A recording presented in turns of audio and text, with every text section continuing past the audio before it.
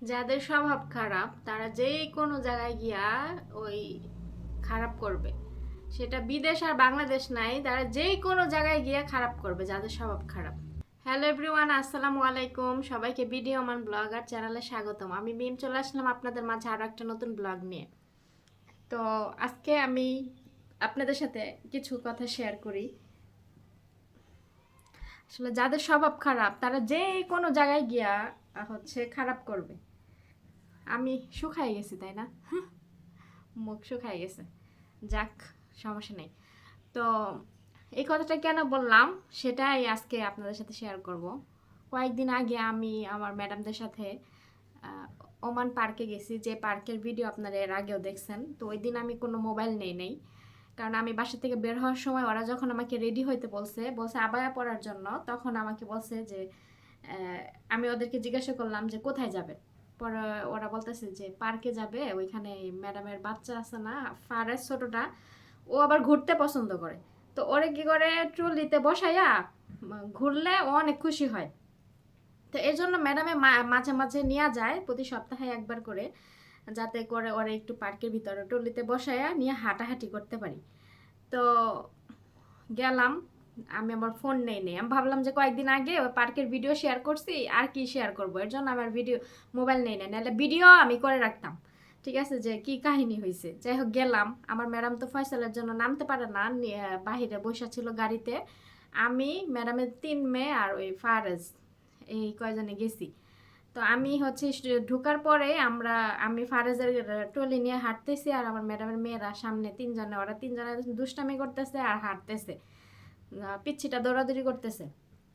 তো আমাদের শুরুর থেকে ঢোকার পরেই একটা বাংলাদেশি একটা লোক, বয়স্ক, তো শুরুর থেকেই মানে ফলো করছে। ঠিক আছে, ফলো করছে। তো আমি একবার ওনাকে দেখছি যে উনি তাকায় আছে, তারপরে আমি আর পাত্তা দেই না। যাই হোক, আমার মতো আমি আবার বাহিরে গেলে কি হয়, আমি কারোর মুখের দিকে তাকাই না। আছে না, অনেকে আছে না যে মুখের দিকে একদম তাকায় থাকে, ওই জিনিসগুলো আমি করি না। কারণ আমার মনে হয় যে মুখের দিকে তাকাইলে হয়তো উনি যদি একটা ব্যাড কিছু ইঙ্গিত দেয়, চোখে ইশারা দেয়, সবাই তো আর একরকম হয় না। তো এই জন্য আমি সরাসরি কারো মুখের দিকে তাকাই না।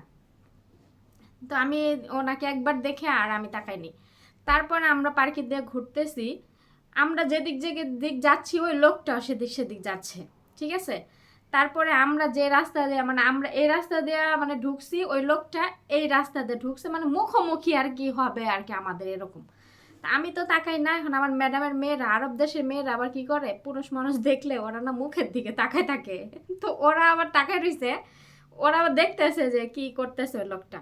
তো গাছে ফুল ফুইটা আছে, একটা ফুল অনেক ফুল নিচে পড়ে আছে। ঠিক আছে, তো ওই লোকটা একটা ফুল ওই ফুলের থেকে নিছে, নেওয়ার পরে এই ফুলটা এরকম করে হাতের মধ্যে এরকম করে ঘুরাইতাছে ঘুরাইতাছে। তারপরে মনে করেন যে আমরা আমাদের সামনে চলে আসছে, আমি তো তাকাই না, ওরা তাকায় আছে। এখন আমাদের থেকে সামনে একটু গিয়া ওই লোকটা দূরে দাঁড়াইয়া মানে এরকম ফুল করতেছে, মানে আমার এই ফুলটা মানে সাপতেছে এরকম আর কি, বুঝাইতেছে করতেছে ইশারাতে। তো আমার ম্যাডামের মেয়ের আবার দেখছে, আমি তো তাকাই না, আমি দেখিও নাই। পরে আমারে বলতেছে কি যে আমারে ফুল সাজছে ওরা। আমি কি, আমি তো দেখি নাই, আমি ওর দিকে ওই লোকটার দিকে তাকাই নাই, কারণ শুরুর থেকে ওনাকে আমার ভালো মনে হয় না, আমি তাকাই নাই। তো যাই হোক, এরকম যতক্ষণ আমরা পার্কের ভিতরে ছিলাম উনি এরকমই করছে। পরে আমি ওদেরকে বললাম যে উনি কি ওমানের কানুন জানেন না? ওমানের কানুন অনুযায়ী এই পুলিশকে যদি আমরা এই কথাটা বলতাম, তাহলে ওনাকে সাথে সাথে থানায় ধরে নিয়ে যায় তো পুলিশে।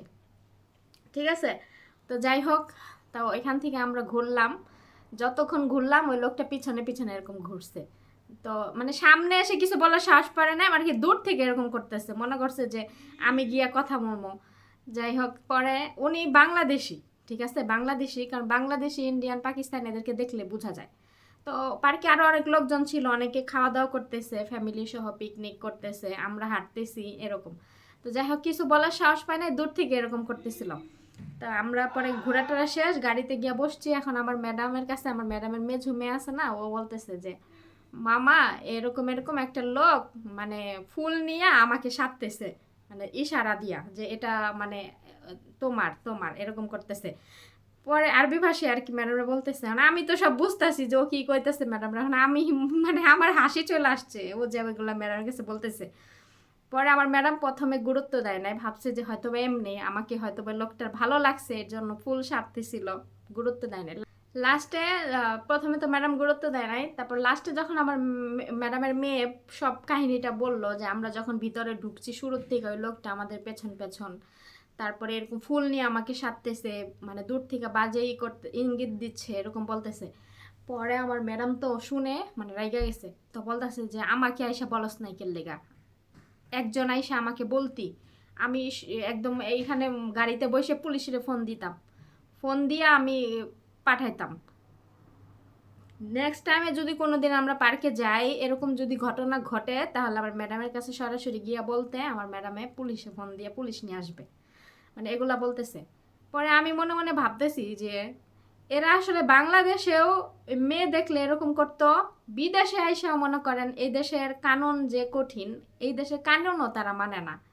এই দেশের কানুন এতই কঠিন, একটা মেয়ের দিকে একটা পুরুষ মানুষ দুইবার ছেড়া তিনবার তাকাইতে পারবো না। ওই যে আমাদের দেশের মতো না যে হা করে একটা মেয়ে মানুষ গেলে যতক্ষণ যাইবো হা করে তাকায় থাকবো, এই দেশে পুরুষ মানুষ এরকম না।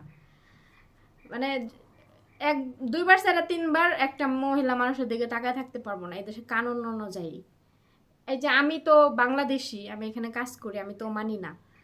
আমি যদি বাহিরে কোনো কাজের জন্য যাই, কোনো পুরুষ মানুষ যদি আমার সাথে রাস্তায় কথা বলে সেটাও আইনে নাই, কোনো পুরুষ মহিলা রাস্তায় দাঁড়ায়ও কথা বলতে পারবো না, এটাও কানুনের বাহিরে। এইসব কানুন যারা অমান্য করব তাদের জেল জরিমানা হবে।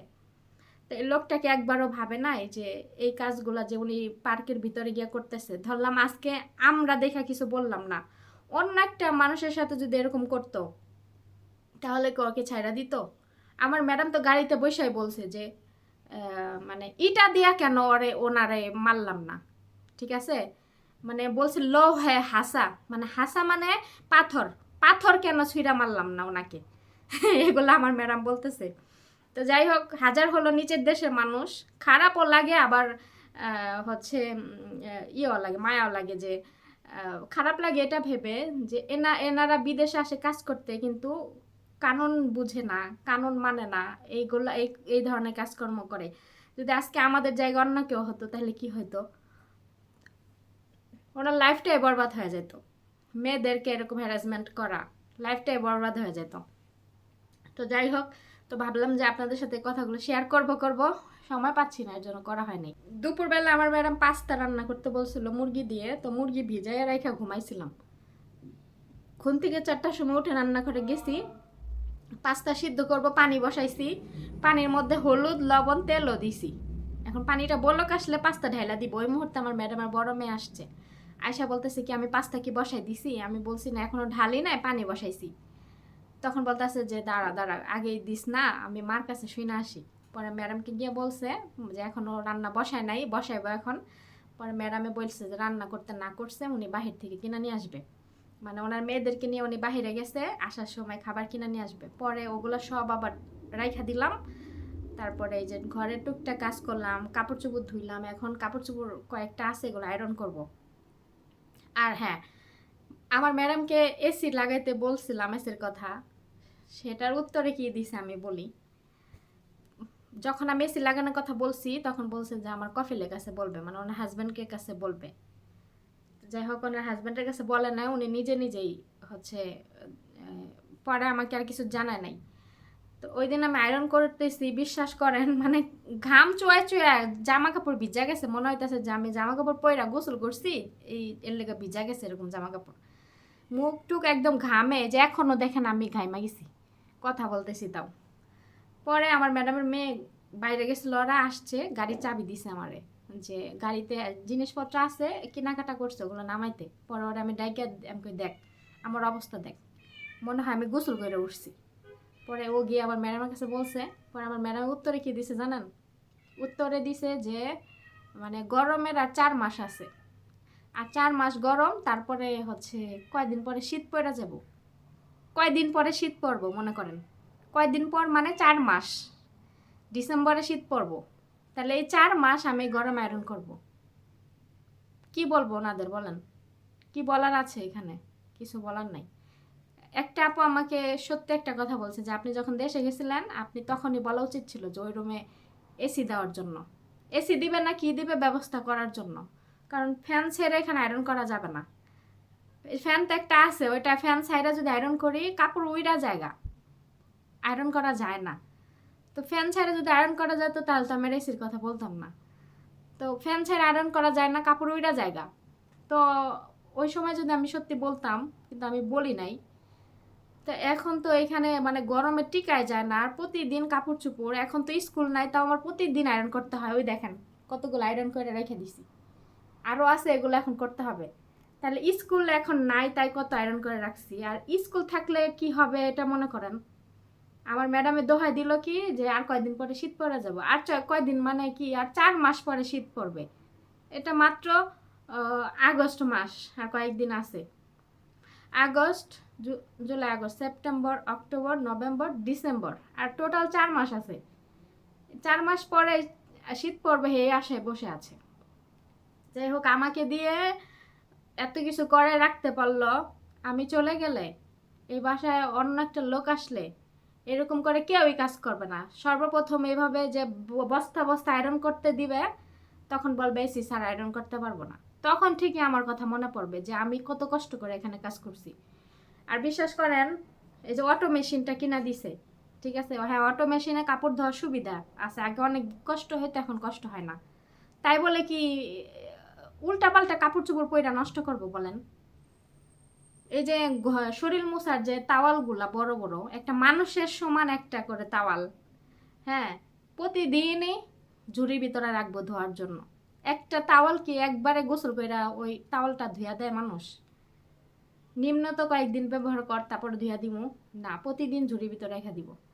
তো এই যে মেশিনে, অটো মেশিনে ধুই ঠিকই, কিন্তু এগুলা সাবান খরচ হয় না, পরিষ্কার জিনিসগুলা যা আবার ধুইতে দেয়। তারপরে কি বলে, এই জিনিসগুলা ধুইয়া এগুলো আমার গুছাইতে হয় না। তাহলে কাজ কম কই, বেশি আরো আরো বেশি। অটো মেশিন দেখে আরো বেশি কাপড় চোপড় নষ্ট করে, বেশি না? তো আমার যাই হোক কিছু বলার নাই এখানে। ধৈর্য ধরে কষ্ট করে আর যে কদিন আছি এগুলা সময়গুলা পার করি, পার করে তারপরে হচ্ছে আল্লাহ ভাগ্যে যেটা রাখছে চলে যাব দেশে। ভাগ্যে যেটা রাখছে সেটাই হবে, দেশে চলে যাব একবারে। কারণ অনেক আপুরা আমাকে বলেন যে আপু অনেক কাজ করছেন, অনেক বিদেশ করছেন, এখন বাদ দিয়ে নিজের সংসার শুরু করেন। নিয়মিত যেসব আপুরা আমার ভিডিও দেখেন তারা বলেন যে আপুরা অনেক কাজ করছেন, এখন গিয়া নিজের একটা সংসার শুরু করেন। অবশ্যই আর কিছুদিন আছি, কষ্ট করে ধৈর্য ধরে করে যাই, তারপরে ইনশাল্লাহ নিজের একটা সংসার জোড়ার চেষ্টা করব, যদি আল্লাহ ভাগ্যে রাখে, যদি আমার নসিবে থাকে, তাহলে ইনশাল্লাহ করার চেষ্টা করব। আর আপনারা সবাই দোয়া করবেন, যারা আমাকে নিয়মিত দেখেন, নিয়মিত অনেক সুন্দর সুন্দর কমেন্ট করেন, তাদের সবাইকে অনেক অনেক আপনাদের জন্য আমি দোয়া করি। অনেক ভালোবাসা এবং কৃতজ্ঞতা আপনাদের প্রতি, কারণ আপনারা আমাকে অনেক ভালো ভালো কমেন্ট করেন, অনেক ভালোবাসা দেন, আর আমাকে প্রতিদিনই দেখার জন্য বসে থাকেন। তবে এখান থেকে অনেক আপুরে মিসিং, তো অনেক আপুদের কমেন্ট পাই না, হয়তো আপুরা ভিডিও দেখে কিংবা কমেন্ট করে না কেন আমি জানি না। আপনারা কমেন্ট না করলেন, ভিডিও দেখলে একটা করে লাভ স্টিকার দিয়ে যান, তাহলে বুঝতে পারবো যে হ্যাঁ আপুরা আমার সাথে আছে, আমাকে দেখে। তো যাই হোক, অনেক কথাই বললাম। তো সবাই ভালো থাকবেন, সুস্থ থাকবেন, আর কথার মাঝে কোনো ভুল ত্রুটি হলে ক্ষমা দৃষ্টিতে দেখবেন। আর আবারও বলছি, সবাই দোয়া করবেন আমার জন্য, আর আমিও আপনাদের জন্য অনেক অনেক দোয়া করি। সবাই ভালো থাকেন, সুস্থ থাকেন, দেখা হবে নেক্সট ভিডিওতে যদি বেঁচে থাকি ইনশাল্লাহ।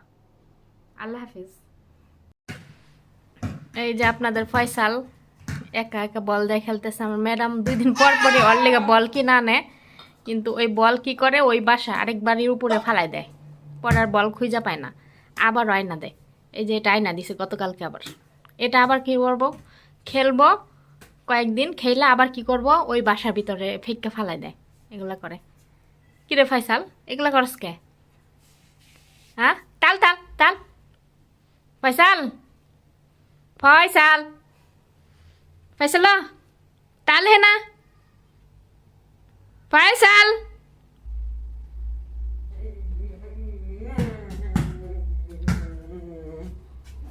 ওই দিকে যাইবো, ওই যে আমি বিড়ালের জন্য খাবার রাখছি, পরে ওই দিকে গিয়ে ওই খাবার খাইবো।